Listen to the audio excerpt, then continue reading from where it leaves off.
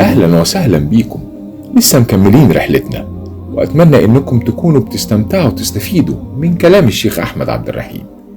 وقفنا امبارح عند وعيد الله لفئات عملوا محرمات، وفئة واحدة بس اللي تركت. تعالوا نكمل ونفهم من الشيخ أحمد.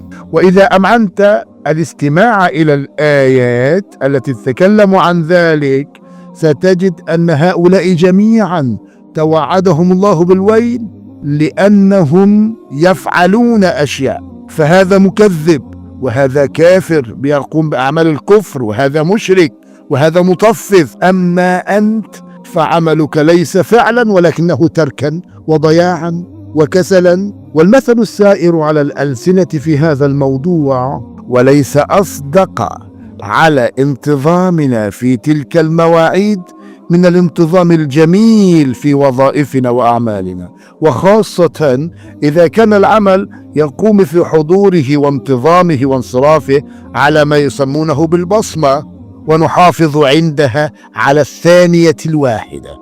فهل يمكن لنا أن نكون محافظين على جميع مواعيدنا المذكورة ونضيع وقت وموعد رب العالمين ولقاء أرحم الراحمين؟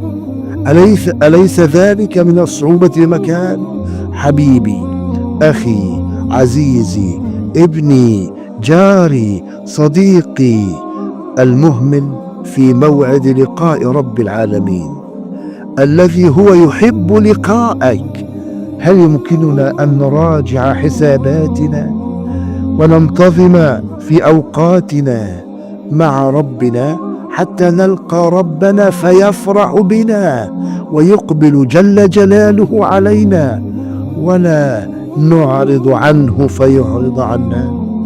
هلموا إلى الله، سارعوا إلى مغفرة من ربكم وجنة عرضها السماوات والأرض، ففروا إلى الله.